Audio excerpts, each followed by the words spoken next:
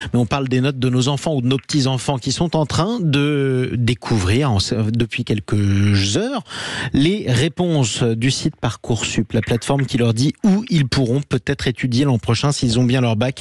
Comment répondre? Comment réagir? Que faire? Le mode d'emploi de Parcoursup, on en parle avec notre invitée Ariane Despierre-Ferry. Bonjour.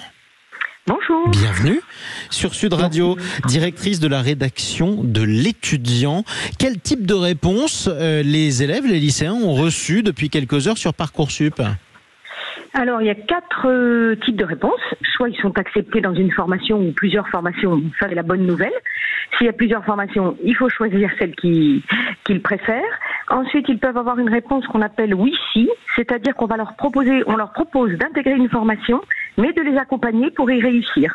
C'est-à-dire avec, par exemple, des cours supplémentaires ou un cursus un peu rallongé. Un petit rattrapage, quoi. Voilà, exactement. Donc, c'est aussi une bonne nouvelle.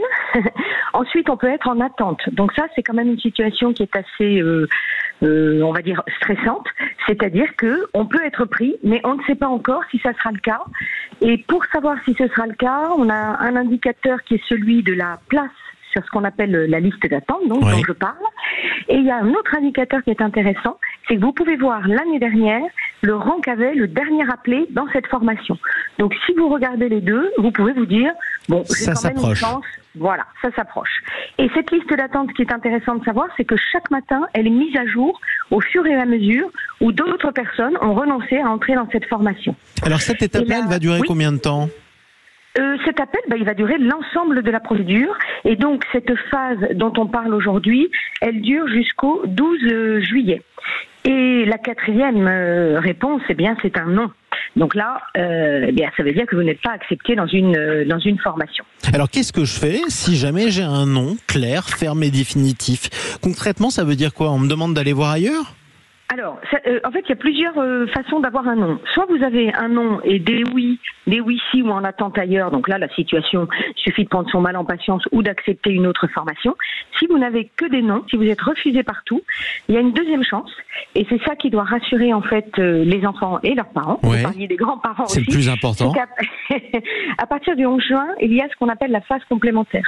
C'est-à-dire que là où il restera des formations, on pourra reproposer à ceux qui n'ont pas eu de formation de faire de nouveaux vœux. Ils pourront faire 10 nouveaux vœux.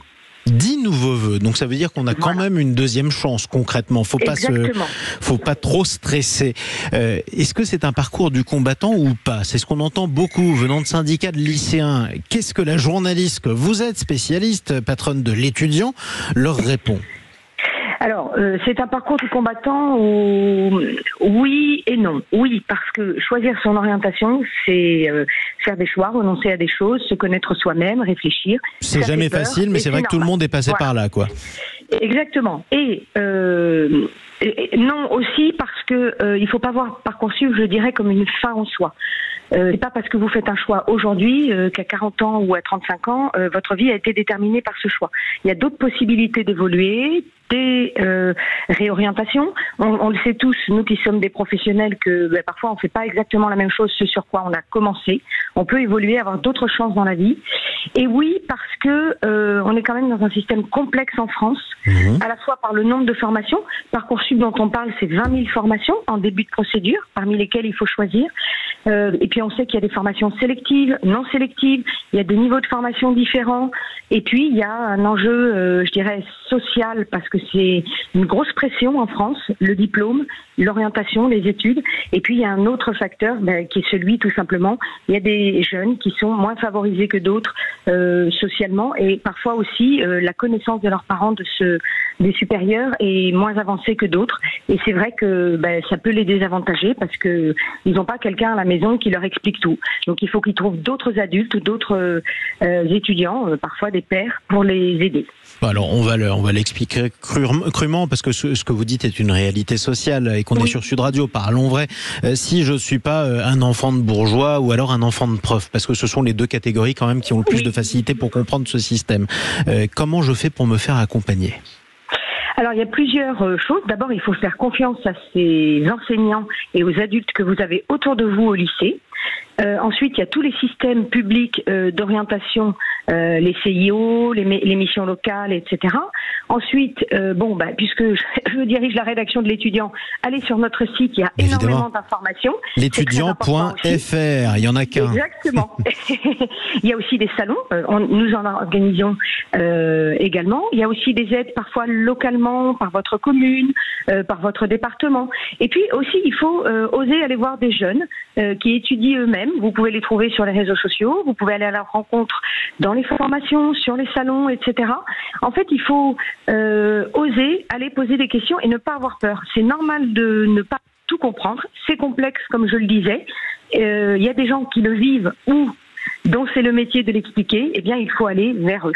Et il ne faut pas oublier ses parents, parce que c'est pas parce qu'on connaît pas le supérieur. En fait, on connaît son enfant, on connaît ses points forts, on connaît ses centres d'intérêt, et on peut aussi l'aider à réfléchir à lui-même. Et ça, c'est important aussi. Vous avez raison de le dire. Dernière question, c'est la plus importante peut-être. Oui. Et vous allez y répondre. Si jamais on est à quelques mois d'un choix ou à quelques heures d'un choix important et qu'on est incapable de savoir avec certitude ce qu'on a vraiment envie de faire de sa vie, est-ce que c'est grave, docteur, à 18 ans ? Alors, c'est pas grave à 18 ans parce que on a aussi le droit de ne pas savoir et ça n'est pas grave. En revanche, on peut, comme je le disais, il faut s'interroger soi-même, et se dire, est-ce que faire des études longues, c'est quelque chose qui me botte ou pas ? Est-ce que j'ai envie d'être dans le concret ? Est-ce que j'ai envie de faire de l'alternance ? Est-ce que j'aimais mieux les maths ou l'histoire quand j'étais au lycée ? Est-ce que aucun de ça ne m'intéressait ? Mais quand je vois un commerçant ou quand j'entends parler à un avocat, je me dis tiens, ça pourrait être un sujet sympa. Voilà. Parce qu'en fait, ce qu'on étudie au lycée, c'est pas forcément ce qu'on va étudier dans le supérieur. Donc, par exemple, la médecine, pour ceux qui ont envie de faire médecine, jamais on a étudié la médecine au lycée. Et pourtant, c'est une orientation. Je parlais du droit, c'est la même chose. Et en plus, ça tombe bien parce que les médecins, on en a besoin. Donc, n'hésitez pas si vous nous écoutez. Merci beaucoup de nous avoir rejoints ce matin sur Sud Radio. Ariane Despierre-Ferry, directrice de la rédaction de l'étudiant, l'étudiant.fr. Vous vous posez des questions. Toutes les réponses sur votre orientation ou celle de votre enfant ou de votre petit-enfant, vous les trouvez sur ce site, l'étudiant.fr.